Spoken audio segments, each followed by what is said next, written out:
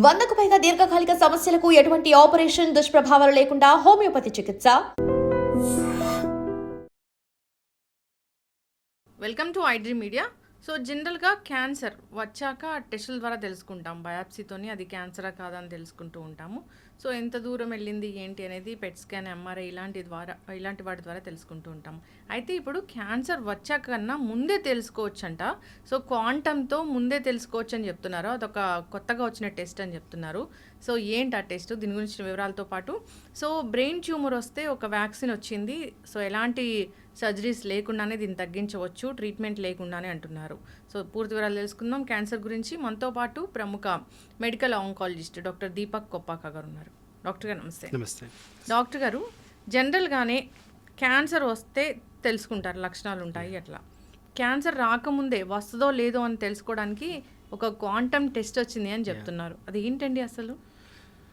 So cancer బాడీలో detect అయిన తర్వాత మనం యూజువల్గా PET scan or CT scan, MRI ఇలాంటి టెస్టుల ద్వారా ఏ సివియారిటీతో ఏ ఎక్స్టెంట్లో ఉంది అని తెలుసుకుంటాం. బయాప్సీ ద్వారా క్యాన్సర్ ఉందా లేదా అని తరచూ యూజ్ చేసే టెక్నాలజీస్ ఇవ్వండి.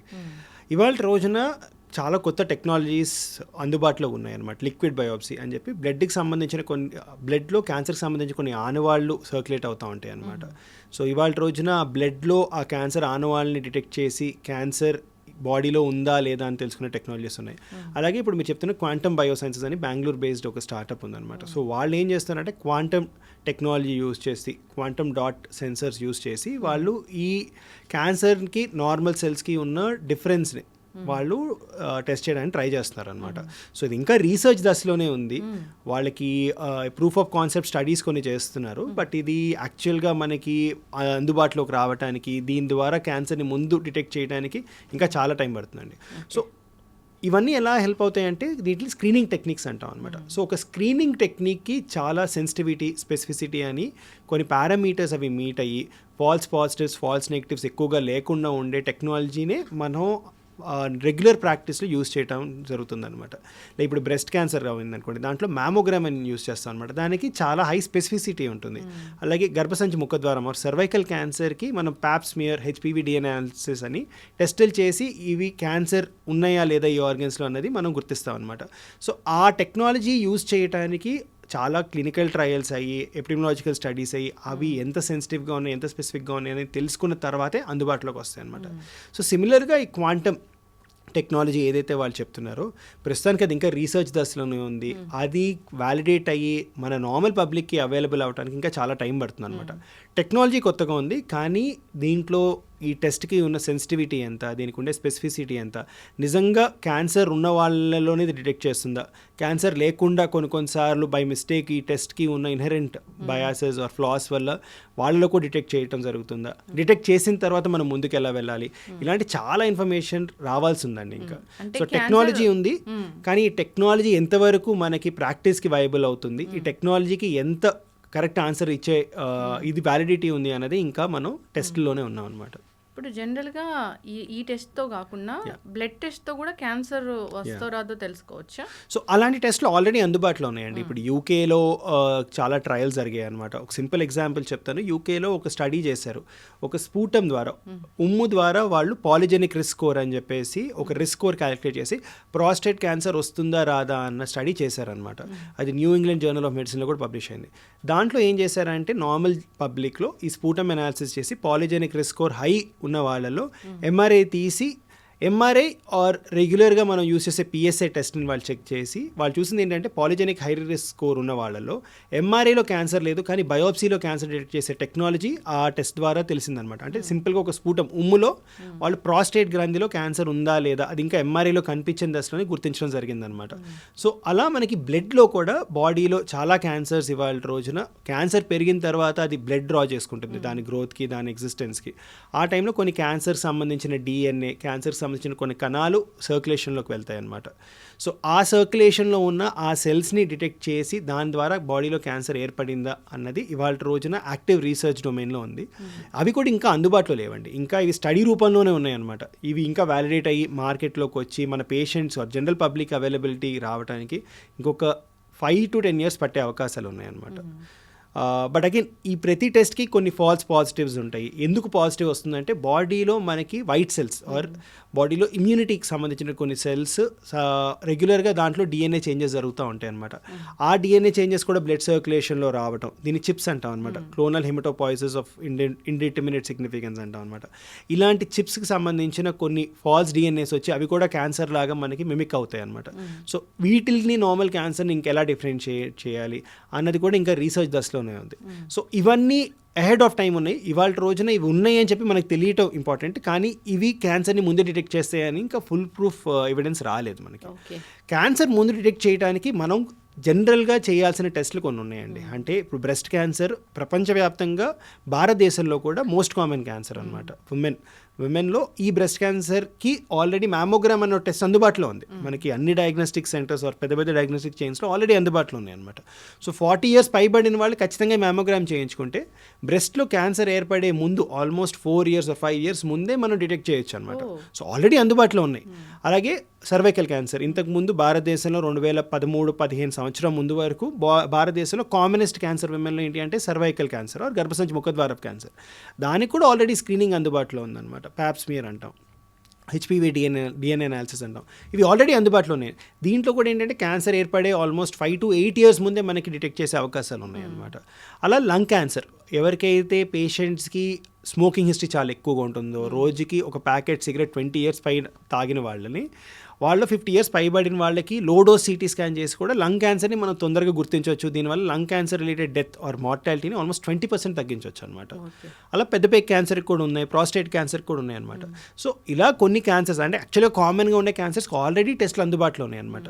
సో మనం ఈ కొత్త టెస్టుల కంటే ముందు ఈ టెస్టులు చేయించుకొని ఈ టెస్టులు చేసిన తర్వాత కూడా క్యాన్సర్ మిస్ అయితే ఈ క్వాంటమ్ డిటెక్షన్ మెథడ్స్ కానివ్వచ్చు, లిక్విడ్ బయోప్సిస్ కానివ్వచ్చు, అవి యూజ్ చేయొచ్చు అనమాట. ఓకే, అంటే బ్రెస్ట్ క్యాన్సర్ వస్తుందో రాదో ఒక 3-4 ఏళ్ల ముందే తెలుసుకోవడానికి ఇవి ఆల్రెడీ ఇప్పుడు జనరల్ ప్రాక్టీస్ ఎక్కడైతే ఎస్టాబ్లిష్ అయ్యి ఉన్నాయి, యూఎస్ కానివ్వండి, కెనడా కానివ్వండి, యూకే, జపాన్, సింగపూర్, ఇలాంటి దగ్గర 40 years పైబడిన వాళ్ళకి అది it is important that women are counselled and they do get this mammogram done అనమాట.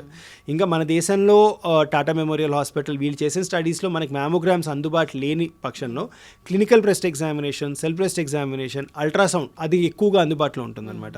ఇవి చేసి కూడా క్యాన్సర్ని మనం ముందే గుర్తించవచ్చు అని చెప్పి జరుగుతుందన్నమాట. సో ఆల్రెడీ ఉన్నాయి, మనకి ఇంకా అవగాహన లేదు, మన జనరల్ పబ్లిక్కి తెలియడం చాలా ఇంపార్టెంట్ అనమాట.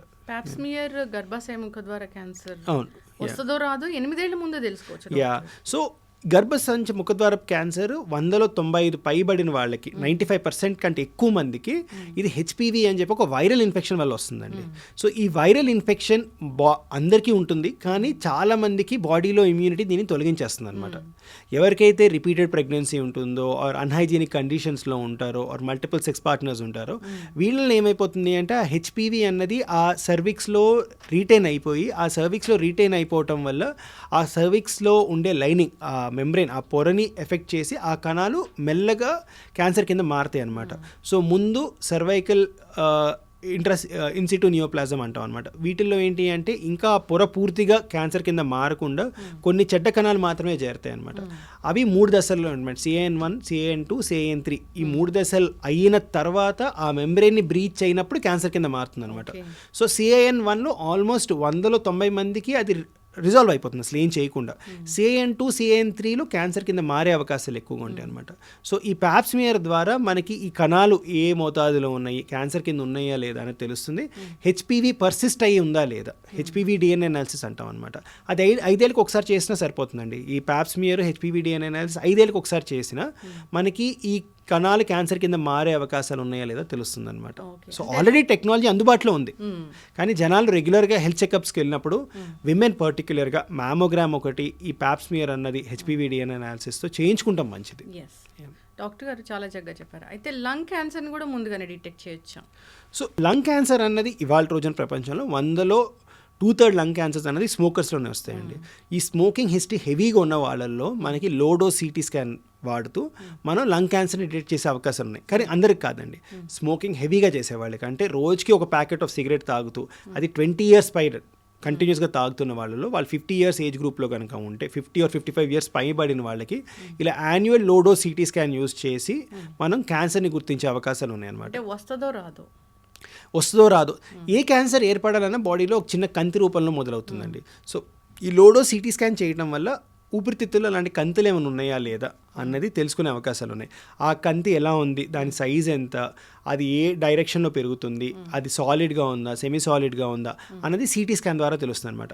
దీంట్లోనే ఒక చాలా ప్రైమ్ ఎగ్జాంపుల్ ఏంటంటే రీసెంట్గా దీన్నే ఏఐ యూజ్ చేస్తూ ఈ సిటీ స్కాన్, ఒక సిటీ స్కాన్ తీసి ఏఐ టెక్నాలజీ యూజ్ చేస్తూ దీనివల్ల క్యాన్సర్ కింద ఈ కంత మారే అవకాశాలు ఎంత ఉన్నాయి అని డిటెక్ట్ చేసే టెక్నాలజీ అందుబాటులో ఉందన్నమాట. సో వీళ్ళలో ఏంటి అంటే ఆల్మోస్ట్ నెక్స్ట్ 6 years పాటు ఒక సిటీ స్కాన్ చేస్తే 6 ఏళ్ల తర్వాత వీళ్ళ క్యాన్సర్ వచ్చే రిస్క్ ఉందా లేదా అన్నది ఏఐ టెక్నాలజీ మనకి డీసెంట్ సెన్సిటివిటీ స్పెసిఫిసిటీతో చెప్పగలుగుతుంది అనమాట. కానీ ఇంకా రిపీటెడ్ స్కాన్స్ చేయటం వల్ల, దాంట్లో ఏ టెక్నాలజీ యూజ్ చేయటం వల్ల మనకి ఇంకా బెటర్ ఆన్సర్స్ వచ్చే అవకాశాలు ఉన్నాయన్నమాట. కానీ అందుబాటులో ఉన్న టెక్నాలజీస్ చాలా క్యాన్సర్స్ని డిటెక్ట్ చేసే అవకాశాలు ఉన్నాయి. సో ఊపిరితిత్తుల క్యాన్సర్, బ్రెస్ట్ క్యాన్సర్ అనేది ప్రపంచవ్యాప్తంగా కామనెస్ట్ క్యాన్సర్స్ అనమాట. సో యాక్చువల్గా యూఎస్లో స్టడీ ఒకటి చేసిన దాంట్లో ఏంటంటే ఊపిరితిత్తుల క్యాన్సర్ వల్ల వచ్చి చనిపోయిన సంఖ్య తీసుకుంటే నెక్స్ట్ 4 క్యాన్సర్ల వల్ల వచ్చి చనిపోయే సంఖ్యతో పోలిస్తే ఊపిరితిత్తుల క్యాన్సర్ ఒక్కదాని వల్ల వచ్చి చనిపోయే జనాభా ఎక్కువగా ఉందన్నమాట. సో అంత సివియర్ డిసీజ్, అంత సీరియస్ డిసీజ్ అనమాట. ఎందుకు ఊపిరితిత్తుల క్యాన్సర్ని మనం తొందరగా గుర్తించలేము అంటే ఊపిరితిత్తులు అనేది చాలా పెద్ద ఆర్గన్ అనమాట. దీంట్లో వచ్చే చిన్న చిన్న కంతుల్ని మనం డిటెక్ట్ చేయలేం, దానివల్ల పేషెంట్స్కి ఎటువంటి ఇబ్బంది రాదు. ఎప్పుడైతే ఈ కంత పెరిగి పక్కనున్న అవయవాలకు స్ప్రెడ్ అవటమో, లేదంటే అక్కడ పక్కనున్న ఆర్గన్స్ని కనుక డ్యామేజ్ చేయడం జరుగుతుందో, ఆర్ బాగా పెద్దగా గాలి తీసుకోవడానికి ఇబ్బంది అవటం, దగ్గు రావడం జరుగుతుందో అప్పుడే టెస్టులు చేయిస్తారనమాట. ప్రపంచవ్యాప్తంగా ఈ ఊపిరితిత్తుల క్యాన్సర్ అనేది 60 to 70% అడ్వాన్స్ స్టేజెస్లో బయటపడతాయి. భారతదేశంలో ఆల్మోస్ట్ 80% లంగ్ క్యాన్సర్స్ అనేది స్టేజ్ 3, స్టేజ్ 4లోనే బయటపడతాయి అనమాట.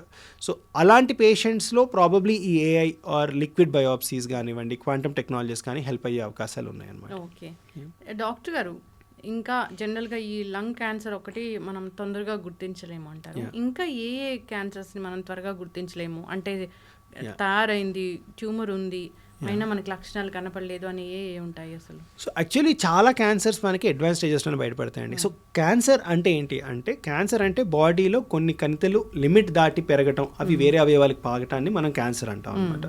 సో ఇన్హెరెంట్గా మన బాడీలోనే ఏర్పడుతున్నాయి కాబట్టి ఇవి తెలుసుకుంటానికి కొంచెం టైం పడుతుంది అనమాట. సో కామన్గా విమెన్లో ఓవర్లుక్ చేసేది, మీ స్క్రీనింగ్ అవన్నీ చేయించుకుని ఓవర్లుక్ చేసేది ఏంటంటే ఓవేరియన్ క్యాన్సర్. దీంట్లో ఏమవుతుంది అంటే ఓవరీస్ నుంచి క్యాన్సర్ ఏర్పడుతుంది. కడుపులో ఉన్న పొర పెరిటోనియం మొమెంటంకి స్ప్రెడ్ అయ్యి నీరు చేరటం, దానివల్ల క్రమేణా ఆకలి తగ్గిపోవటం, కడుపులో నీరు చేరటం, యూరినరీ ప్రాబ్లమ్స్ రావటం, బౌల్ హ్యాబిట్స్ మారటం జరిగి దాని తీవ్రంగా మారిన తర్వాత హాస్పిటల్ ప్రెజెంట్ అవుతారు అనమాట. స్టమక్ క్యాన్సర్ సిమిలర్గా స్టమక్ లోపల కూడా క్యాన్సర్స్ ఏర్పడే అవకాశాలు ఉన్నాయి. అవి ఏమవుతాయి అంటే మెల్లగా కడుపులో అలా పెరిగి పెరిగి పెరిగి ఆహారం తీసుకునే లెవెల్ తగ్గిపోతుంది అనమాట.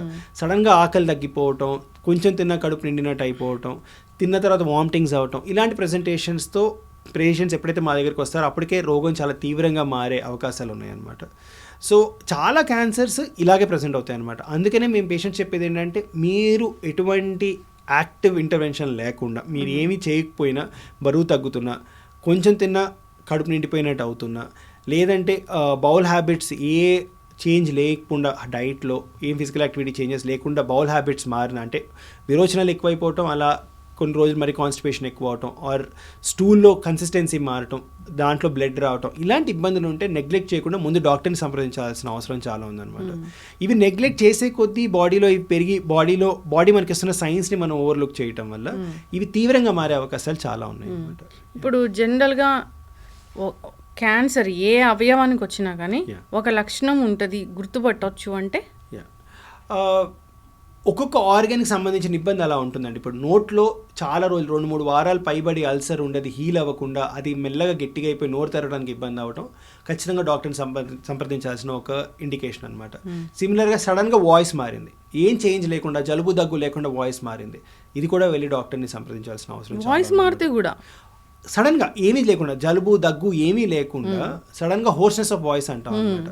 ఆ వోకల్ కార్డ్స్కి వచ్చే నరం, లెఫ్ట్ సైడ్ వోకల్ కార్డ్కి వచ్చే నరం ఇక్కడ మొదలై కిందకి వెళ్ళి యూటర్న్ తీసుకొని పైకి వచ్చి ఆ ఆర్గానికి సప్లై చేస్తుంది అనమాట. సో ఊపిరితిత్తుల్లో ఏమైనా ప్రాబ్లం ఉంది, ఆర్ అక్కడ ఏమైనా లింఫ్ నోడ్స్ కట్టే, ట్యూబర్క్లోసిస్ వల్ల కూడా అవ్వచ్చు, క్యాన్సర్ అనే కాదు, ట్యూబర్క్లోసిస్ వల్ల కూడా ఇక్కడ లింఫ్ నోడ్స్ ఏర్పడి ఈ నరాన్ని డ్యామేజ్ చేయొచ్చు. సో సడన్గా ఏం ఎక్స్ప్లెనేషన్ లేకుండా వాయిస్ ఎందుకు మారుతుందండి? జలుబు చేసిందంటే అర్థం చేసుకోవచ్చు, ఏమీ లేకుండా వాయిస్ ఎందుకు మారుతుంది. అలాంటివి ఏమైనా ఉంటే నెగ్లెక్ట్ చేయకూడదు. దగ్గు వస్తుంది, 3 వారాలు పైబడి 4 వారాలు పైబడి దగ్గు వస్తుంది, దాంట్లో కళ్ళు పడుతుంది, రక్తం కనిపిస్తుంది, నెగ్లెక్ట్ చేయకూడదు సిమ్టమ్స్ అనమాట. ఏ ఎక్స్ప్రెషన్ లేకుండా ఆకలి తగ్గిపోయింది, వాంతులు అవుతున్నాయి రిపీటెడ్గా, కొంచెం తిన్న కడుపు నిండినట్టు అవుతుంది, ఖచ్చితంగా డాక్టర్ని సంప్రదించాల్సిన అవసరం. ఇవన్నీ క్యాన్సర్కి లక్షణాలు కాదు, బాడీలో ఏదో ఒక ప్రాబ్లం ఉంది, అల్సర్ అవ్వచ్చు కడుపు లోపల, ఏదో ఒక ప్రాబ్లం, దానికి మేనిఫెస్టేషన్స్ ఇస్తుంది, బాడీ సిగ్నల్స్ ఇస్తుంది. మనం దాన్ని ఓవర్లుక్ చేయకుండా డాక్టర్ని సంప్రదించాల్సిన అవసరం చాలా ఉంది. ఓకే, అయితే లివర్ క్యాన్సర్ని కూడా ముందుగానే డిటెక్ట్ చేయొచ్చు. సో లివర్ క్యాన్సర్ అనేది చాలా ట్రిక్కీ అండి. సో లివర్లో క్యాన్సర్ ఎలా ఏర్పడుతుంది? లివర్కి ఒక ప్రత్యేకమైన నేచర్ ఉంటుందండి. మనం సగం లివర్ తీసేసిన మనిషికి మిగిలిన లివర్ రీజనరేట్ అవుతుంది, అది లివర్కి ఉన్న బేసిక్ ప్రాపర్టీ. కానీ ఈ లివర్కి కాన్స్టెంట్ డ్యామేజెస్ అవుతున్నాయి. ఎలాంటి డ్యామేజెస్? ఆల్కహాల్ తీసుకుంటాం వల్ల. ఆల్కహాల్ అనేది లివరే మెటబలైజ్ చేసి బయటకు పంపించాలన్నమాట. సో ఈ ఆల్కహాల్ తీసుకుంటాం వల్ల లివర్ సెల్స్ ఇంజ్యూర్ అవుతాయి. Or viral infection, hepatitis B, hepatitis C, ఇలాంటి ఇన్ఫెక్షన్ లివర్ లోపల ఉండిపోవటం వల్ల ఈ వైరస్ రిపీటెడ్గా లివర్ని డ్యామేజ్ చేస్తూ ఉంటుంది. అండ్ ఇవాళ రోజున చాలా పెద్ద ప్రాబ్లమ్ ఫ్యాటీ లివర్.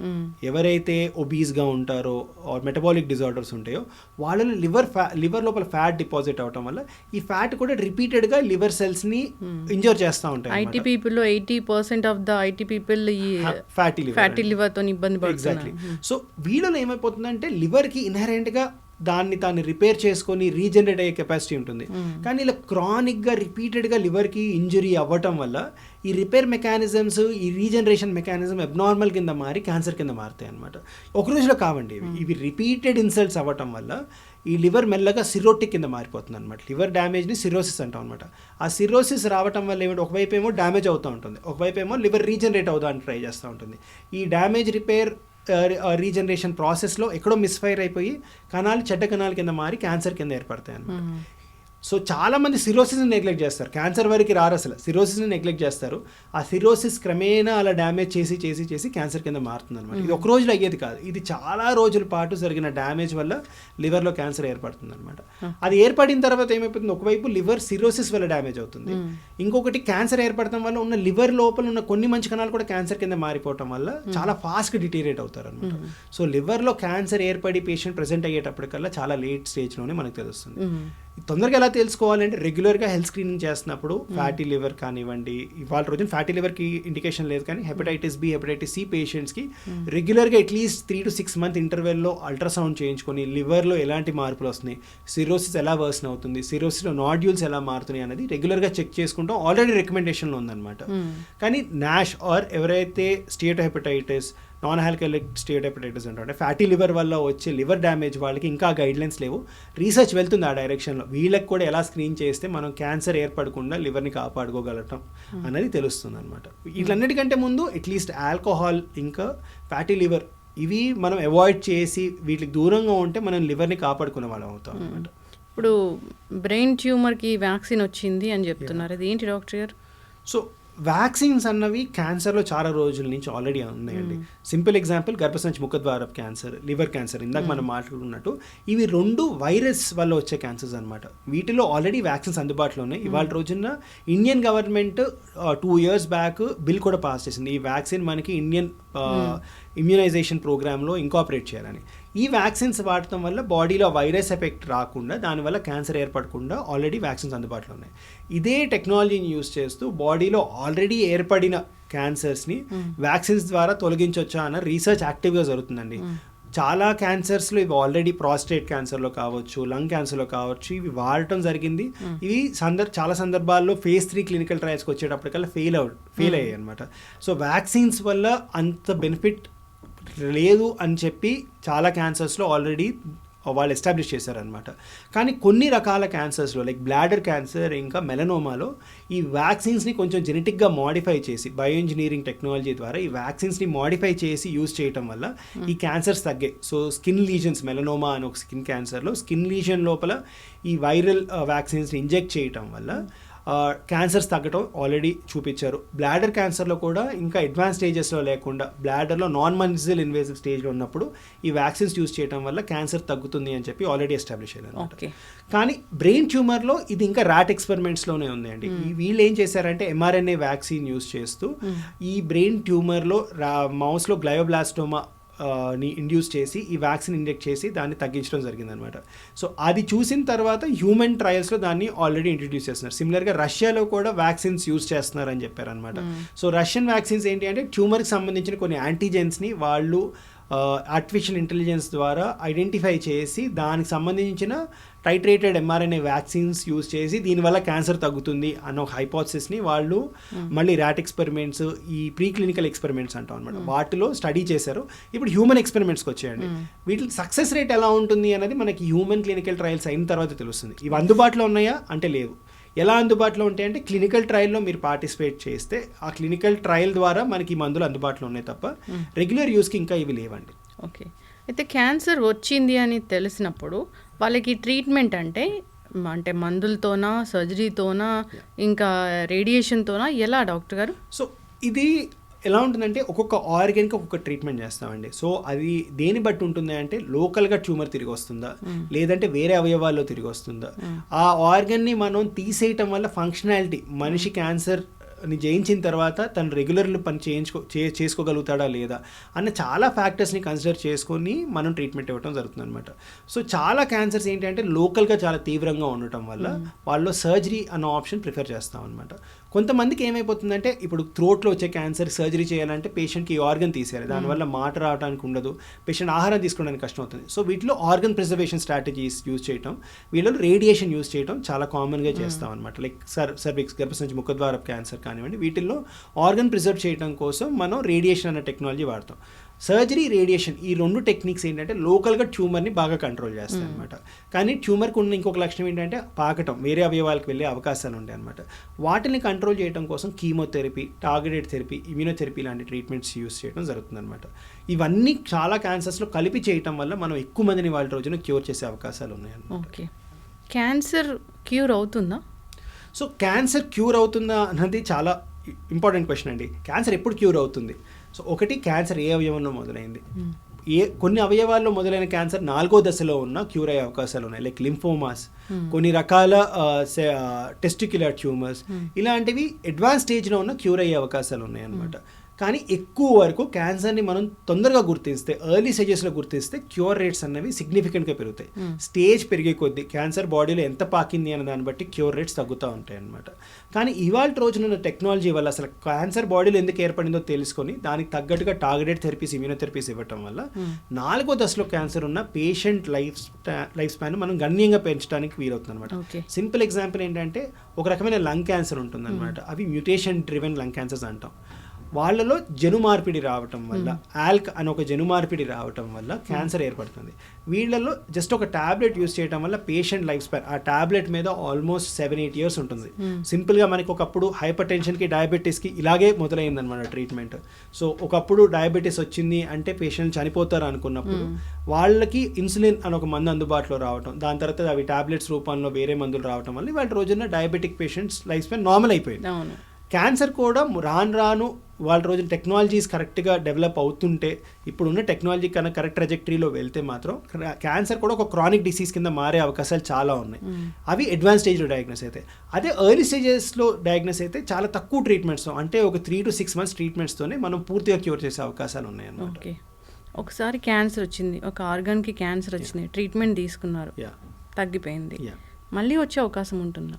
సో మళ్ళీ వచ్చే అవకాశాలు ఉంటాయండి. అది ఏ స్టేజ్లో డయాగ్నైజ్ అయింది అన్న దాన్ని బట్టి తిరిగి వచ్చే అవకాశాలు ఏంటి అనేది తెలుస్తుంది అనమాట. అడ్వాన్స్ స్టేజ్లో డయాగ్నైజ్ అయితే తిరిగి వచ్చే అవకాశాలు పెరుగుతాయి. ఎర్లీ స్టేజ్లో డయాగ్నైజ్ అయితే తిరిగి వచ్చే అవకాశాలు తక్కువగా ఉంటాయి అనమాట. చాలా మంది పేషెంట్స్ మమ్మల్ని అడిగేది తిరిగి రాకుండా మేము ఏం చేయాలి. సో వీటికి ఏంటి అంటే ఖచ్చితంగా ట్రీట్మెంట్ అయిపోయింది అన్నంత మాత్రాన డాక్టర్ దగ్గరికి వెళ్ళకూడదని కాదండి. రెగ్యులర్ పీరియాడికల్ ఇంటర్వెల్స్లో డాక్టర్ దగ్గరికి వెళ్తే తిరిగి వస్తుందా రావట్లేదా అన్నది తొందరగా డయాగ్నోస్ చేసే అవకాశాలు ఉన్నాయన్నమాట. తొందరగా డయాగ్నోస్ చేస్తే మళ్ళీ క్యూరేటివ్ ట్రీట్మెంట్ ఇంట్రడ్యూస్ చేసి మళ్ళీ క్యాన్సర్ని బాడీలో వేరే అవయవాలకు స్ప్రెడ్ అవ్వకముందే మనం తీసే అవకాశాలు చాలా ఉన్నాయన్నమాట. రీసెంట్గా ఒక నెల కిందట NEJMలో ఇంకొక ఆర్టికల్ వచ్చిందండి. Colon cancer patient surgery, chemotherapy అయిపోయిన వాళ్ళలో ఫిజికల్గా యాక్టివ్గా ఉండటం, ఒక 2 years పాటు ఒక స్ట్రక్చర్డ్ ఫిజికల్ యాక్టివిటీ ప్రోగ్రామ్లో పేషెంట్స్ ఎన్రోల్ చేశారు. కొంతమందికి రెగ్యులర్గా లైఫ్ స్టైల్ లీడ్ చేయమని చెప్పారు అనమాట. ఎవరైతే స్ట్రక్చర్డ్ ఫిజికల్ యాక్టివిటీ చేశారో వాళ్ళలో క్యాన్సర్ రికరెన్స్ రిస్క్ ఆల్మోస్ట్ 30% తగ్గుతుందన్నమాట. సో ట్రీట్మెంట్ అయిపోయిన తర్వాత దిస్ ఇస్ అన్ ఆపర్చునిటీ పేషెంట్స్కి కూడా ఇప్పుడు హెల్దీ లైఫ్ స్టైల్ లీడ్ చేయడానికి, అంటే మంచి ఫుడ్ తీసుకుంటూ రెగ్యులర్గా ఫిజికల్ యాక్టివిటీ మీద ఫోకస్ చేస్తూ ఆల్కహాల్, స్మోకింగ్ లాంటి సబ్స్టెన్స్ అబ్యూస్కి దూరంగా ఉంటే మనం క్యాన్సర్ రికరెన్స్ రిస్క్ని గణనీయంగా తగ్గించుకోవచ్చు అనమాట. సో ఆల్మోస్ట్ ఒక ట్రీట్మెంట్ ఇవ్వటం వల్ల క్యాన్సర్ రిస్క్ 30% తగ్గుతుంది. ఆ ట్రీట్మెంట్ లాంటి అవసరాలు ఏమీ లేకుండా రెగ్యులర్గా ఫిజికల్గా యాక్టివ్గా ఉంటేనే క్యాన్సర్ రిస్క్ 30% తగ్గడం అనేది ఫినామినల్ అండి. ఫర్ ద ఫస్ట్ టైం ఇది ప్రూవ్ అయింది అనమాట క్లినికల్ ట్రయల్ ద్వారా, phase 3 క్లినికల్ ట్రయల్ ద్వారా ఇది ప్రూవ్ అయింది. సో క్యాన్సర్ ట్రీట్మెంట్ అయిపోయిన తర్వాత హెల్దీ లైఫ్ స్టైల్కి ఎంత తొందరగా వెళ్తే అంత మంచిది. ఆ హెల్దీ లైఫ్ స్టైల్ని కన్సిస్టెంట్గా పాటిస్తూ ఉంటే మన క్యాన్సర్ తిరిగి వచ్చే అవకాశాలు గణనీయంగా తగ్గుతాయి. ఎట్లా ఉంటుంది డాక్టర్ గారు హెల్దీ లైఫ్ స్టైల్ అంటే?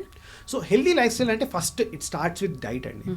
సో మళ్ళీ చాలా క్యాన్సర్స్లో మనకు తెలిసింది ఏంటి అంటే రెడ్ మీట్ అవాయిడ్ చేయాలి, ఫైబర్ కంటైనింగ్ డైట్ ఎక్కువగా తీసుకోవాలి, వెజిటేబుల్స్ ఎక్కువగా తీసుకోవాలి, కార్బ్ రెస్ట్రిక్షన్ ఉండాలి, అండ్ హై ప్రోటీన్ డైట్ తీసుకోవాలి. ఇలాంటిది చాలా చాలా ఇంపార్టెంట్ అనమాట. సబ్స్టెన్స్ అబ్యూస్కి, ఆల్కహాల్కి కానీ సిగరెట్కి కానీ it's better that they totally avoid after this. దీనికి హెల్ప్ తీసుకోవడం చాలా అవసరం అనమాట. నెక్స్ట్ వచ్చేసి physical activity. So structured physical activity. So ఇప్పుడే క్యాన్సర్ ట్రీట్మెంట్ అయిపోయిన పేషెంట్స్కి రేపు మీరు 10,000 స్టెప్స్ స్టార్ట్ చేయాలంటే వాళ్ళ వల్ల కాదు. వాళ్ళు ఇంకా ట్రీట్మెంట్ రిలేటెడ్ సైడ్ ఎఫెక్ట్స్ నుంచి రికవర్ అవుతూ ఉంటారు అనమాట. సో వాళ్ళకి light or mild physical activity చేయడం చాలా ఇంపార్టెంట్ అనమాట. క్రమేణా ఒక 2-3 మంత్స్ తర్వాత ఫిజికల్ యాక్టివిటీ నుంచి light or moderate mild physical activity అంటే రోజు ఇంట్లో చేసే పనులు చేయటం, బేసిక్ కుకింగ్ చేయటము, కొంచెం డస్టింగ్ చేయటము, కొంచెం వాక్ చేయటము, అంటే చెమట పట్టకుండా ఫాస్ట్గా మాట్లాడుతూ చేయగలిగిన పనులని మనం light or mild physical activity అంటాం అనమాట. ఇది చేస్తూ ఒక 2-3 మంత్స్ తర్వాత మోడరేట్ ఫిజికల్ యాక్టివిటీకి రావడం ఇంపార్టెంట్ అనమాట. మోడరేట్ ఫిజికల్ యాక్టివిటీ అంటే బ్రిస్క్ వాక్ చేయటం, అట్లీస్ట్ ఒక 45 minutes to 1 hour brisk walk చేయటం, అంటే చెమట లాస్ట్ చేసే కొద్దీ పట్టే దాన్ని మనం మోడరేట్ ఫిజికల్ యాక్టివిటీ అంటాం అనమాట. ఆర్ మాట్లాడుతూ చేయగలిగిన యాక్టివిటీ, కానీ గట్టిగా మాట్లాడలేము ఆర్ పాట పాడలేము, ఆ ఎక్స్టెంట్ ఆఫ్ ఫిజికల్ యాక్టివిటీని మోడరేట్ అంటాం అనమాట. ఈ మోడరేట్ ఫిజికల్ యాక్టివిటీ అనేది వారానికి కనీసం 150 to 300 minutes చేయాలి. అంటే 150 to 300 minutes of moderate physical activity every week చేయటం వల్ల మన బాడీ అడాప్ట్ అవుతుంది, బాడీలో ఇమ్యూన్ మెకానిజమ్స్ బెటర్గా అవుతాయి, హార్మోనల్ ఇంబ్యాలెన్స్ సెటిల్ అవ్వడం వల్ల క్యాన్సర్ రిస్క్ తగ్గుతుంది అనమాట. ఒకసారి ఈ లెవెల్కి వచ్చిన తర్వాత ఇంకా మీరు చేయగలుగుతాము, మాలో శక్తి ఉంది, వీఆర్ ఫిజికలీ ఫిట్ అనిపిస్తే విగరస్ ఫిజికల్ యాక్టివిటీకి వెళ్తాం ఇంపార్టెంట్. విగరస్ ఫిజికల్ యాక్టివిటీ అనేది వారానికి 75 minutes to 150 minutes చేస్తే సరిపోతుంది అనమాట. చక్కగా చెప్పారు డాక్టర్ గారు. డాక్టర్ గారు, క్యాన్సర్ వచ్చి తగ్గిన తర్వాత అయితే వాళ్ళకి మానసికంగా దృఢంగా లేము అనే ఫీలింగ్ అనేది ఉంటుంది. అంటే మళ్ళీ వస్తుందేమోనని భయము. అంటే మీరు ఒక మెడికల్ ఆంకాలజిస్ట్గా మందులు ఇచ్చి క్యాన్సర్ తగ్గించడం వరకే చెప్తారా? అంటే మీరు మెంటల్గా ఇలా ఉండాలి, స్టేబుల్గా ఉండాలి, స్ట్రాంగ్గా ఉండాలి, అది కూడా చెప్తారా? సో మెడికల్ ఆంకాలజిస్ట్ అంటే యాక్చువల్గా పేషెంట్స్ ట్రీట్మెంట్స్ అయిపోయిన తర్వాత ఫాలోఅప్ కూడా మా కిందే ఉంటారండి, because physicians by profession. So వాళ్ళందరికీ చెప్పేది ఏంటంటే ట్రీట్మెంట్ ఒక భాగం, చాలా ఇంపార్టెంట్ భాగం వాళ్ళ లైఫ్లో. కానీ ఒకసారి ట్రీట్మెంట్ అయిపోయిన తర్వాత క్యాన్సర్ తిరిగి వస్తుందా రాదా అన్న రోజువారీ భయంతో వాళ్ళు ఉండటం చాలా it's not good for their health. And ఓవరాల్గా దీనివల్ల బాడీ ఇమ్యూనిటీ మీద కూడా ఎఫెక్ట్ పడుతుంది అనమాట. వాళ్ళకి ఇంతకుముందు మేము పెద్ద చెప్పడానికి ఆప్షన్స్ ఉండేవి కాదు. ఇవాళ రోజున ఎవిడెన్స్ కూడా ఉండటం వల్ల వీళ్ళకి చెప్తుంది ఏంటి అంటే క్యాన్సర్ ట్రీట్మెంట్ అయిపోయింది అంటే ఒక మేజర్ హర్డిల్ని వాళ్ళు క్రాస్ చేశారు. కానీ దీని తర్వాత ఈ ఆపర్చునిటీని వాళ్ళు తీసుకొని హెల్తీ లైఫ్ స్టైల్ వైపు వెళ్తే క్యాన్సర్ రిస్క్ తగ్గుతుంది అని చెప్పి. సో వాళ్ళకు కూడా ఏంటి అంటే ఇంత ట్రీట్మెంట్ నాకు మా ఇంట్లో వాళ్ళు తీసుకొచ్చి ఇప్పించారు, ఈ డాక్టర్స్ ఇచ్చారు, నర్సెస్ ఇచ్చారు, కానీ మేము పార్టిసిపేట్ ఎంత చేయగలిగామో దీంట్లోనే ట్రీట్మెంట్ తట్టుకుంటాం వల్లే మా పార్టిసిపేషన్ అటు ఉంటుందన్నమాట. కానీ ఒకసారి ట్రీట్మెంట్ అంతా అయిపోయిన తర్వాత వాళ్ళని ఎడ్యుకేట్ చేసి ట్రీట్మెంట్ అయిపోయిన తర్వాత ఇప్పుడు మీరు యాక్టివ్గా పార్టిసిపేట్ చేయాలి మీ రికవరీలో, ఇప్పుడు మీరు యాక్టివ్గా క్యాన్సర్ తిరిగి రాకుండా పార్టిసిపేట్ చేయాలి, దానికి ఒక స్ట్రక్చర్ ఉంది, దానికి ఇవి స్టెప్స్ మీరు ఫాలో అవ్వాలి. వచ్చిన 3 month ఇంటర్వెల్లో ఈ స్టెప్స్లో వాళ్ళు ఎంతవరకు ఫాలో చేశారు, ఏమేమి చేయలేకపోయారు, ఎందుకు చేయలేకపోయారు, దానికి ఏమైనా సైకలాజికల్ కౌన్సిలింగ్ కావాలా, లేదంటే డైటీషియన్ ఒపీనియన్, ఎటువంటి డైట్ వాళ్ళకి కస్టమైజ్ చేసి ఇవ్వాలి, అలాగే వాళ్ళు ఎలాంటి స్ట్రక్చర్డ్ ఎక్సర్సైజ్ చేస్తున్నారు, దాంట్లో వాళ్ళకి వస్తున్న ఇబ్బంది ఏంటి అనేది ఒక లెందీ డిస్కషన్ ఉంటుందండి. ఇది చేయటం వల్ల పేషెంట్స్కి కూడా యాక్టివ్ పార్టిసిపేషన్ ఉంటుంది, వాళ్ళకు కూడా ఆ డెలిగేట్ అవుతున్నాము, మా ట్రీట్మెంట్ అయిపోయిన తర్వాత మా క్యాన్సర్ రాకుండా మేము యాక్టివ్గా ఫోకస్ చేస్తున్నాం నమ్మకం రావటం వల్ల పేషెంట్స్కి ఒక 3 months or 6 months into this process they start believing that they can overcome this disease. So అది టైం పడుతుంది, కానీ ఇట్స్ అ జర్నీ అండి టు బీ దేర్. ఎస్. అయితే డాక్టర్ గారు, క్యాన్సర్ వచ్చిందని బయటికి చెప్పుకోవడానికి భయపడుతూ ఉంటారు. ఆ ట్రీట్మెంట్ అనేది కూడా ఇప్పుడు ఏమైనా అడ్వాన్స్ ట్రీట్మెంట్ వచ్చిందా? అంటే జుట్టు రాలిపోతుంది, ఇంకా కాల్ చేస్తారు అట్లాగా అలా సో ఆ ఉంటుందా? భయాలు చాలా ఉంటాయండి. కానీ యాక్చువల్గా ఈ జుట్టు రాలిపోవడం అనేది కూడా చాలా ట్రాన్సియంట్గా జరుగుతుంది. పేషెంట్స్కి అది అయిపోయిన తర్వాత ఒక 3 to 6 months తర్వాత జుట్టు వచ్చేస్తుంది.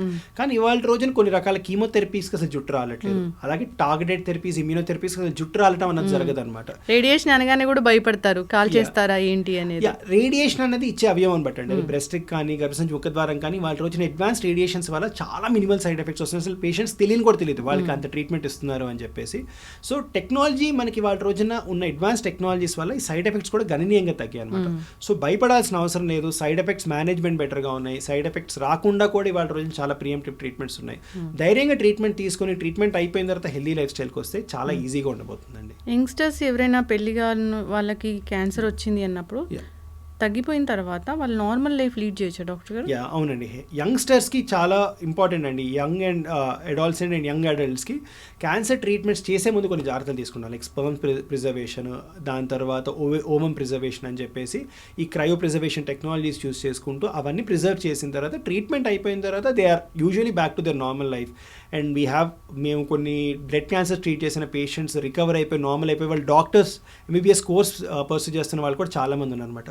So it is most often that they come back to their normal life. వీళ్ళు హెల్దీగా ఉంటారు, వీళ్ళ బోన్ మ్యారో రిజర్వ్స్ ఇవి బాగుంటాయి కాబట్టి ట్రీట్మెంట్ బాగా టాలరేట్ చేసి ట్రీట్మెంట్ నుంచి క్యూర్ అయ్యే అవకాశాలు వీళ్ళలో చాలా ఎక్కువగా ఉంటాయి అనమాట. ఇప్పుడు మేల్ ఒక 40 వచ్చింది, ఫీమేల్ ఒక 40 వచ్చారు అన్నప్పుడు సో ఖచ్చితంగా వెళ్ళి అన్నట్లు ఇప్పుడు గర్భాశయ ముఖ ద్వారా క్యాన్సర్ టెస్ట్ ఫీమేల్లో అయితే అట్లా, బ్రెస్ట్ క్యాన్సర్కి సంబంధించి మ్యామోగ్రామ్ ఇలాంటి టెస్టులతో పాటు మేల్లో ఏముంటాయి డాక్టర్ గారు? సో మేల్లో 45 years తర్వాత కొలనోస్కోపీ అని ఒక టెస్ట్ చేయటం వల్ల పెద్ద పేగుకు సంబంధించిన క్యాన్సర్ గుర్తించవచ్చండి. యాక్టివ్ స్మోకింగ్ హిస్టరీ కనుకుంటే 50 years తర్వాత లోడో సిటీ స్కాన్ చేసి ఊపిరితిత్తుల క్యాన్సర్ని గుర్తించవచ్చు. 55 years తర్వాత పిఎస్ఏ అనే టెస్ట్ చేసి ప్రాస్టేట్ క్యాన్సర్ని గుర్తించవచ్చు అనమాట. సో ఇవి కామన్గా మేల్లో వచ్చే క్యాన్సర్స్ అనమాట. ఇండియన్ కాంటెక్స్కి వచ్చేటప్పటికల్లా ఏంటి అంటే ఓరల్ క్యావిటీ, ఇండియన్ పేషెంట్స్ ఎవరికైతే టొబాకో యూస్ బాగా ఎక్కువగా ఉంటుందో, ఎవరైతే గుట్కా పాన్ కైన్ ఇలాంటివి తీసుకుంటూ ఉంటారో ఓరల్ క్యావిటీ స్క్రీనింగ్ 30 years తర్వాత చేయించుకున్నా మంచిదేనండి. సో ఇవి మెన్లో మేము అడ్వైస్ చేసే స్క్రీనింగ్ ప్రొసీజర్స్. ఓకే, అందరూ ఫాలో అవ్వాలని కోరుకుందాం డాక్టర్ గారు. క్యాన్సర్ వస్తే భయపడాల్సిన పని లేదు, చాలా అడ్వాన్స్ ట్రీట్మెంట్సే వచ్చాయి. ట్రీట్మెంట్ కూడా అంటే అన్నట్లుగా రేడియేషన్ అంటే ఇలా ఉంటుంది, కాల్ చేస్తారు, కీమోథెరపీ అంటే జుట్టు రాలిపోతుంది, అలాంటిది భయపడాల్సిన పని అయితే లేదు. అడ్వాన్స్ ట్రీట్మెంట్స్ అయితే వచ్చాయి. సో మానసికంగా దృఢంగా ఉంటే కనుక మీరు అన్నట్లుగా డాక్టర్ గారు ఇమ్యూనిటీ స్ట్రాంగ్గా ఉంటుంది, క్యాన్సర్ అనేది కూడా త్వరగా తగ్గిపోతుంది. చక్కటి ఇన్ఫర్మేషన్ అండి. సో ఫాలో అవ్వాలని కోరుకున్నాం. ధన్యవాదాలు. And don't forget to subscribe to iDream. And for more videos, Please subscribe to iDream. Please subscribe to iDream. Please subscribe iDream. And please subscribe to iDream. For more videos, subscribe to iDream. please like, share, and subscribe to the channel. Congratulations, iDream. Subscribe to iDream. Subscribe to iDream. So subscribe to iDream Media. iDream की iDream team अंदर की huge congratulations. Please subscribe iDream Media. Please subscribe to iDream. Subscribe iDream. Please subscribe to iDream. iDream అంటే నా కళల channel subscribe చేసుకున్న నోరు తిరుగుతలేదు, మీరైతే గంట గుర్తు కొట్టండి. For more such videos, please subscribe to iDream. Subscribe to iDream. Please subscribe to iDream. Please subscribe iDream Media. Please do subscribe to iDream. Please subscribe to iDream Media. For best entertainment and information, please subscribe iDream.